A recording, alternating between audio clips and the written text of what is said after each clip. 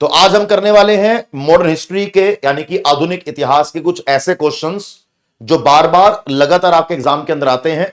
आप किसी भी एग्जाम की तैयारी कर रहे हो, आप जीडी की तैयारी कर रहे हो, एनटीपीसी की तैयारी कर रहे हो, एसएससी रेलवे किसी भी एग्जाम की तैयारी कर रहे हो, तो ये आने वाले आधुनिक भारत के क्वेश्चंस आपके एग्जाम में 100% काम आएंगे। चलिए बिना वेट करे स्टार्ट करेंगे और ये रहेगा हमारा मॉडर्न हिस्ट्री का पहला क्वेश्चन। कह रहा है कि first governor general and viceroy का नाम बताइए। अगर मुझसे को पूछे कि पहले गवर्नर ऑफ बंगाल का नाम बताओ, तो पहले गवर्नर ऑफ बंगाल का नाम Robert Clive.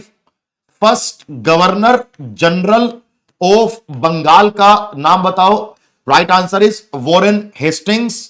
First governor general of India का नाम बताओ, the answer is William Bentinck. अगर मुझसे को पूछे कि भारत के पहले वाइसरॉय का नाम बताओ, तो राइट आंसर इज कैनिंग। और वाइसरॉय की पोस्ट कब बनाई गई? गवर्नमेंट ऑफ इंडिया एक्ट 1858 के द्वारा वाइसरॉय की पोस्ट बनाई गई। Right answer is D, Canning. अगला आइए नेक्स्ट। भारत छोड़ो आंदोलन, क्विट इंडिया मूवमेंट, इन चारों में से किस साल में स्टार्ट हुआ? भारत छोड़ो आंदोलन या क्विट इंडिया मूवमेंट, सर ये 1942 में स्टार्ट हुआ। 8 अगस्त, क्या 8 अगस्त 1942 बॉम्बे से यह स्टार्ट हुआ। कहां से स्टार्ट हुआ? बॉम्बे से यह स्टार्ट हुआ 8 अगस्त 1942 बॉम्बे। तो ध्यान रखिएगा राइट आंसर इज ए। ध्यान रखिएगा राइट आंसर इज ए। जैसे ही 8 अगस्त 1942 से यह स्टार्ट हुआ, इसके बाद 9 अगस्त को अंग्रेजों ने ऑपरेशन जीरो आर लॉन्च कर दिया और सारे पॉलिटिकल लीडर्स को अरेस्ट कर लिया कि चलो भैया कोई क्विट इंडिया नहीं है, घर बैठो, जेल के अंदर जाके बैठो। Non cooperation movement was launched by Mahatma Gandhi. Mahatma Gandhi ji के द्वारा चंपारण सत्याग्रह 1917, खेड़ा सत्याग्रह 1918, अहमदाबाद मिल स्ट्राइक 1918, वहीं पे नॉन कोऑपरेशन मूवमेंट 1920 से लेकर 1922 तक नॉन कोऑपरेशन मूवमेंट चलाई। 1919 में गांधी जी ने सत्याग्रह सभा बनाई जिससे रोलेट सत्याग्रह स्टार्ट किया। 1922 तक यह चलाया। फिर 1930 में सिविल डिसओबीडियंस मूवमेंट चलाई, सविनय अवज्ञा आंदोलन, और 1930 में ही डांडी मार्च भी लेकर गए 12 मार्च को। अगला ये नेक्स्ट क्वेश्चन आपके सामने ये रहा। कह रहा है कि अगर मैं आपसे सिपोए म्यूटिनी की बात करूं, अगर मैं आपसे सिपाही विद्रोह की बात करूं, तो इन चारों में से सिपाही विद्रोह कब चालू हुआ? 1857। जिस साल 1757 में बैटल ऑफ प्लासी लड़ी गई, एग्जैक्ट 100 साल के बाद सिपाही विद्रोह स्टार्ट हुआ 1857 में। और इसी के बाद गवर्नमेंट ऑफ इंडिया एक्ट 1858 आया, जिसमें ईस्ट इंडिया कंपनी ने, जिसके अंदर ब्रिटिश सरकार ने ईस्ट इंडिया कंपनी की सारी शक्तियां छीन ली। अगर आपसे कोई पूछे कि भारत में ईस्ट इंडिया कंपनी की सारी शक्तियां किसने छीनी है, तो आंसर क्या होगा आपका? आपका आंसर होगा ब्रिटिश गवर्नमेंट ने। अगला question, the last Mughal, the fall of the dynasty Delhi 1857, इस पुस्तक के राइटर का नाम पूछ रहा है। Right answer is William Dalrymple. अगर मैं आपसे मुगल साम्राज्य की बात करूं और मुगल साम्राज्य के लास्ट शासक की बात करूं, तो इसका आंसर होगा बहादुर शाह जफर सेकंड। बहादुर शाह जफर आखिरी मुगल शासक, जिनको 1857 में एम्परर ऑफ इंडिया बनाया गया। बाद में इनको अंग्रेजों ने अरेस्ट किया, रंगून ले गए और इनको 1862 में 87 ईयर्स की एज में इनकी मृत्यु हो गई। अगला ये नेक्स्ट क्वेश्चन क्या पूछ रहा है मुझसे अगले क्वेश्चन में? 1857 का जो ये रिवोल्ट हुआ, कुंवर सिंह ने इस रिवोल्ट को, 1857 का बेटा जो ये रिवोल्ट हुआ, कुंवर सिंह ने इस रिवोल्ट को कहां से लीड किया? सर कुंवर सिंह ने इस रिवोल्ट को लीड किया था कहां से? Right answer is C, Bihar से। कहां से? Right answer is C, Bihar से।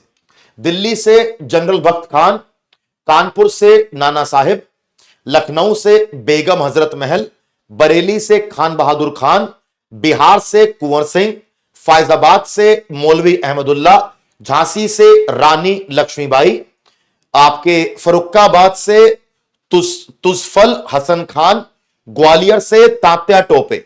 अगला आइए नेक्स्ट। महारानी विक्टोरिया ने भारतीय प्रशासन को ब्रिटिश क्राउन के अधीन करने की घोषणा कब करी? कि भारत में डायरेक्टली या ब्रिटिश पार्लियामेंट का या ब्रिटिश क्राउन का पूरा मतलब कहते हैं कि काम चलेगा, जो वो कहेंगे वही होगा, कि शासन डायरेक्टली ब्रिटिश पार्लियामेंट के अंदर आ गया। इन चारों में से काम कब किया गया? 1 नवंबर 1858। 1 नवंबर 1858। भारत का स्वतंत्रता संग्राम 1857 के इंडियन वॉर ऑफ इंडिपेंडेंस की किताब इन चारों में से किसने लिखी है? Right answer is V D Savarkar. Right answer is Veer Damodar Savarkar is the correct answer.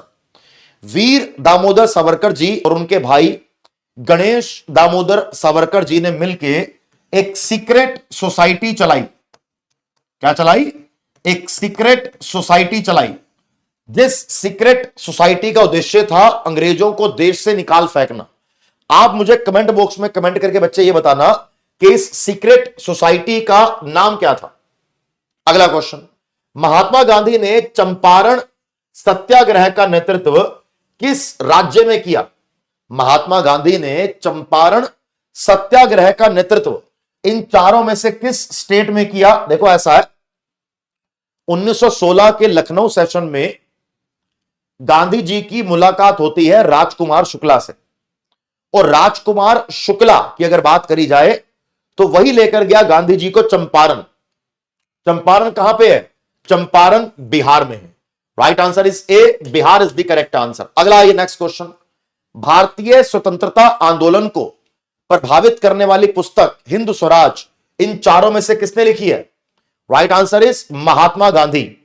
अभी एक किताब और लॉन्च करी गई है, अभी कुछ टाइम पहले एक किताब और लॉन्च करी गई है, राजेश तलवार जी। क्या? राजेश तलवार जी उस किताब के लेखक हैं। उस किताब का नाम है अ क्रिटिक ऑफ, उस किताब का नाम है अ क्रिटिक ऑफ हिंद स्वराज।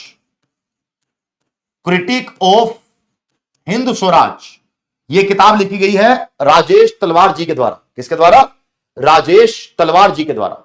अगला आइए, भारतीय राष्ट्रीय कांग्रेस का पहला अधिवेशन 1885 में कांग्रेस की स्थापना हुई। ए ओ ह्यूम ने कांग्रेस की स्थापना करी। बॉम्बे में पहला कांग्रेस का सेशन हुआ। 72 लोगों ने कांग्रेस के सेशन को 72 लोगों ने कांग्रेस के सेशन को अटेंड किया। ठीक है जी। वोमेश चंद्र बनर्जी कांग्रेस के पहले अध्यक्ष बने। तो इन चारों में से क्या करेक्ट आंसर होगा? Right answer is Bombay. Right answer is Bombay. ठीक है जी, चलो very good. Simon go back. Simon go back, जब साइमन कमीशन इंडिया आया तो साइमन कमीशन का काम क्या था? साइमन कमीशन का काम था भारत के संविधान को सुधारना, भारत के संविधान में कुछ ऐसी विचार देना, उनके बारे में कुछ सजेशन देना जिससे कि भारत का संविधान सुधर सके। लेकिन भारत के संविधान बनाने के लिए, भारत के संविधान को सुधारने के लिए जो कमीशन बनाई गई उसमें 7 मेंबर थे, लेकिन 7 में से कोई भी इंडियन मेंबर नहीं था। इसीलिए साइमन कमीशन का बहिष्कार किया और कहा गया कि साइमन गो बैक। क्या कहा गया? कहा गया कि साइमन गो बैक। जो साइमन गो बैक का नारा किसने दिया? लाला लाजपत राय जी ने। किसने? लाला लाजपत राय जी ने साइमन गो बैक का नारा दिया। साइमन कमीशन की स्थापना की बात गवर्नमेंट ऑफ इंडिया एक्ट 1919 में करी गई थी कि 10 साल के बाद एक कमीशन बनेगी जो भारत के संविधान को और सुधारने पर बात करेगी। तो 1927 में साइमन कमीशन की स्थापना हुई और 1928 में साइमन कमीशन इंडिया आया। ठीक है भैया, चलो वेरी गुड। अगला आइए नेक्स्ट, बंगाल का विभाजन इन चारों में से कब अनाउंस हुआ? The partition of Bengal came into effect. The partition of Bengal came into effect 16 October 1905। इसकी प्रतिक्रिया में 1905 से लेकर 1911 तक भारत में क्या चलाया गया? भारत में स्वदेशी आंदोलन चलाया गया। भारत में क्या चलाया गया बेटा? भारत में स्वदेशी आंदोलन चलाया गया। 1905 स्वदेशी आंदोलन, 1906 Muslim League, 1907 Surat split, 1909 Morley Minto reforms और 1911 Delhi Durbar. Right answer is B. निम्नलिखित में से कौन भारतीय राष्ट्रीय कांग्रेस का पहला मुस्लिम अध्यक्ष? कांग्रेस का पहला अध्यक्ष वोमेश चंद्र बनर्जी, दूसरा दादा भाई नौरोजी, तीसरा बदरुद्दीन त्याबजी जो पहला मुस्लिम था, फिर जॉर्ज यूल जो पहला यूरोपियन, पहला विदेशी था, एनी बेसेंट पहली महिला, सरोजनी नायडू पहली भारतीय महिला, सबसे यंगेस्ट अबुल कलाम आजाद, सबसे लंबे समय के लिए अबुल कलाम आजाद। गांधी जी बने 1924 के बेलगांव सेशन में। पंडित नेहरू यानी कि जवाहरलाल नेहरू 1929 के लाहौर सेशन के अंदर बने, जहां पर पूर्ण स्वराज्य की मांग रखी गई। तो क्या आंसर है इसका? Right answer is a Badruddin Tyabji. Right answer is a Badruddin Tyabji. अगला ही दांडी मार्च इन चारों में से किस साल में स्टार्ट किया गया? दांडी मार्च या नमक मार्च इन चारों में से किस साल में स्टार्ट किया गया? 1930 में। 12 मार्च 1930 को दांडी मार्च स्टार्ट किया गया, जिसको साबरमती आश्रम से स्टार्ट किया गांधी जी ने, और साबरमती से दांडी गए। दांडी कहां पर है? दांडी गुजरात में है। कितने लोग गए थे गांधी जी के साथ? 78 लोग गए थे स्टार्टिंग में। आगे चल के कई हजार लोग गांधी जी के साथ मिल गए थे। अगला आइए नेक्स्ट क्वेश्चन। कौन चाहता था कि भारतीय राष्ट्रीय कांग्रेस एक सेफ्टी वोल्व बनकर रह जाए? देखो, सेफ्टी वोल्व की जो ये थ्योरी है ना, ये थ्योरी किसने दी है? ये थ्योरी दी गई है लाला लाजपत राय जी के द्वारा। लाला लाजपत राय जी के द्वारा यह थ्योरी दी गई है। इस थ्योरी का खंडन किसने किया है? इस थ्योरी को खंडन किसने किया है? इस थ्योरी को एक मिथ किसने बताया? बिपिन चंद्रपाल ने। बिपिन चंद्रपाल जी ने इस थ्योरी को एक मिथ बताया, और यह थ्योरी दी गई लाला लाजपत राय जी के द्वारा, और कहा गया कि ए.ओ. ह्यूम कांग्रेस को एक सेफ्टी वॉल्व के रूप में यूज करना चाहता था। अगर मैं इंडियन एसोसिएशन की बात करूं, तो इंडियन एसोसिएशन की स्थापना इन चारों में से किस साल में करी गई? इंडियन एसोसिएशन की स्थापना कांग्रेस से पहले करी गई है। तो ये दोनों तो ऑटोमेटिकली गलत हो जाते हैं, ये दोनों ऑटोमेटिकली गलत हो जाते हैं। तो right answer is 1876। Right answer is 1876। 1876 में सुरेंद्रनाथ बनर्जी के द्वारा और आनंद मोहन बोस के द्वारा यह काम किया गया। अगला आइए next. Grand old man of India किसे कहा जाता है? दादा भाई नौरोजी को grand old man of India कहा जाता है। गरम दल और नरम दल के बीच में विभाजन किस साल हुआ, या सूरत सेशन किस साल हुआ? राइट आंसर इज 1907 में। क्या आंसर है बेटा इसका?